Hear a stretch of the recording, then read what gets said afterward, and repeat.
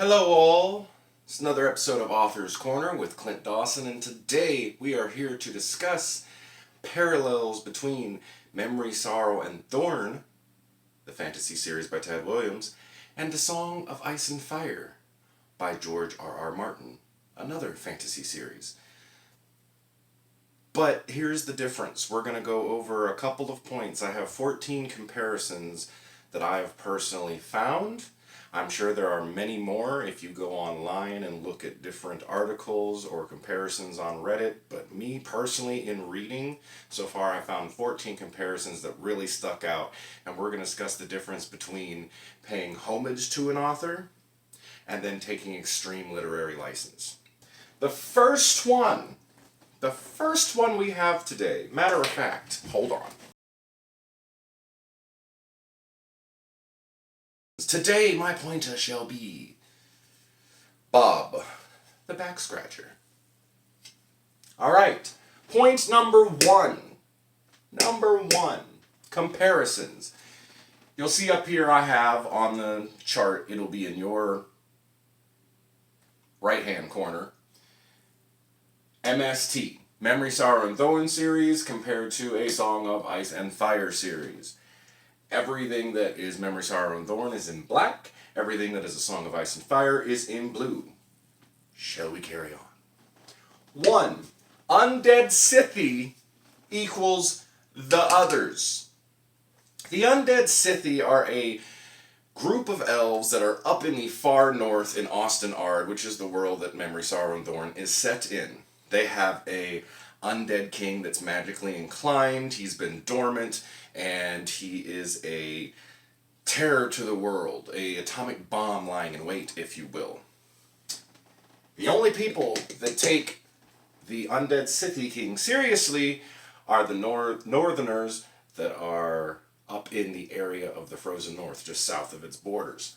The others are a dormant group of people. If you've watched the Game of Thrones, they're called White Walkers. In the books, they're called the Others. To me, this is on the brink. This could be paying homage, but this is it's pretty close to plagiarism, kind of, sorta. Yeah, take that what you will. That's up. I just gave you all the facts. You decide for yourself. I'm gonna go on. That's more plagiarism than paying homage and taking literary license. Number 2, the swords. Memory, Sorrow, and Thorn are based upon swords. It's the whole premise. The swords are going to be important to defeat some evil later on down the road. Wonder who that could be. Characters having weapons with names and a backstory. It's very, very common. Not going to dwell on this too much. That is paying homage, literary license. Although it is implied by George R.R. Martin that the swords, Azor Ahai being reborn with his sword will defeat the evil. So, but I'm still going to say that's homage because I've read multiple fantasy series that name different swords. Goblin Cleaver. Okay. Number 3. The League of Scrolls in Memory, Sorrow, and Thorn is equal to Brotherhood without banners in A Song of Ice and Fire. League of Scrolls is a group of scholars that get together and they are trying to disrupt the norm of society, political, they are basically the bad government is bad government. Brotherhood without banners. Okay, here's the twist. They follow the God of Light, but they also have an agenda, and that is to disrupt the status quo. So, it's the same thing with a couple of variances with a different name. I can see where he's paying homage, but it flips to downright plagiarism in my opinion. Number 4. Gotta make sure I can count. Number 4. Children of the Dawn equals Children of the Forest. Holy crap, this is plagiarism. Children of the Dawn are a older group of people, race, that were influential in staving off the bad magic in Memory, Sorrow, and Thorn. Children of the Forest, the whole premise is they were in Westeros before the first men, and they were already trying to push back the others that they created to destroy the invaders of the first men. George, what are you doing? 5. Still can't count. Nomadic plainsmen equal Dothraki. Alright, we're going to move a little bit faster here. Number 6. Tymek, sorry if I'm pronouncing that wrong, equals Daenerys. Tymek is completely unattached from the main events of the story and the main character of the story. He's 1,000 miles away in Austin Ard's lands. Daenerys is over in Essos, over 1,000 miles away, completely detached from the members of the Game of Thrones, which is the first book in A Song of Ice and Fire, but they have a greater role to play down the road. 7. Prester John, the king that dies at the beginning of Dragonbone Chair, equals Ned Stark. Now, you could say that Prester John is equal to King Robert's hand, Jon Arryn dying at the beginning of A Game of Thrones. I'm going to say Prester John is equal to Ned Stark, because Prester John dies, boom, all these events go in motion. Ned Stark dies, boom, all these events go in motion. The battle of the war for the 5 kings. He was a good, honorly man, had some secrets, but he was revered by all. Ned Stark, good, honorly man, had some secrets, revered by all. They both die, and everything goes to sheesh. Number 8. I can't use both hands, so we're done counting. Number 8. Frozen North equals the Frozen North. Same premise with the Scythy and the others. The Scythy, the undead elves, are in the Frozen North. It's a feared land. No one likes to go up there. The Frozen North, above the wall in the Game of Thrones, Song of Ice and Fire, where the others are at. Again, White Walkers, if you're more into the show. Same thing. Downright plagiarism. Alright, number 9. Maria is a girl that dresses up as a boy in Austin Ard, travels the land, learns how to fight. Arya, literally one letter removed. Arya is a noble girl. Literally only difference between Maria and Arya. Arya dresses up as a boy, travels, wanders around the land, learns how to fight, dressed up like a boy. Number 10, the thrones are MacGuffins. MacGuffins is a tool used in a story to, say, put prominence on one thing and make it seem important when it's really not. It's there to throw you off. That is used in several stories. The fact that they're both thrones, literary license, paying homage, what have you. 11, Simon. Simon is a peasant boy, the main character of the Memory, Sorrow, and Thorn books.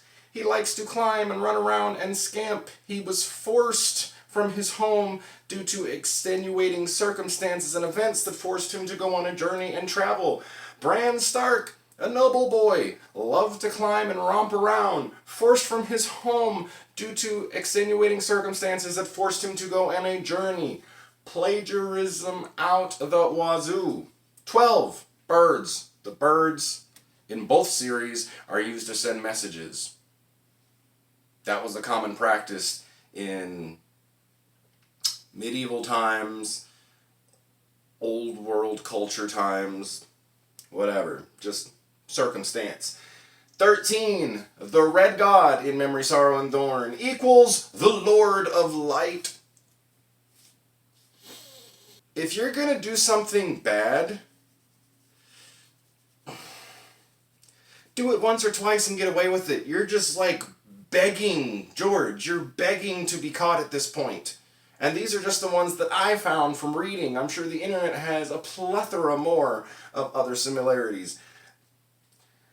The Red God is the Lord of Light. They both require blood sacrifices. Once you do that, shadowy figures appear in both religions with both gods in both series. Tad Williams came first. Like, I want to spank George really hard. Stop. No. Never mind.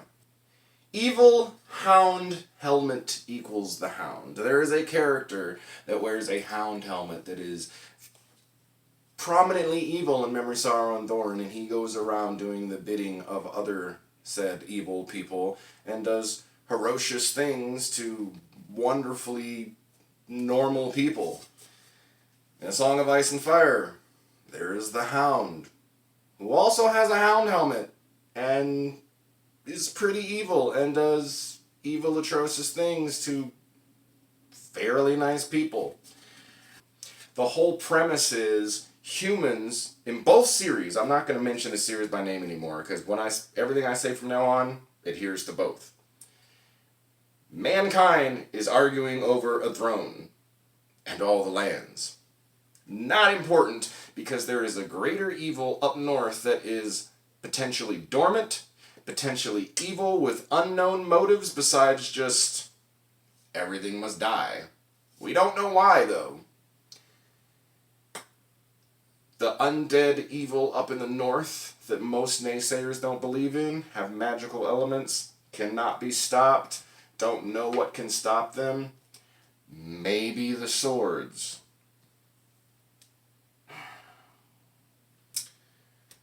Brothers that fight for the throne. That's it. I don't have to.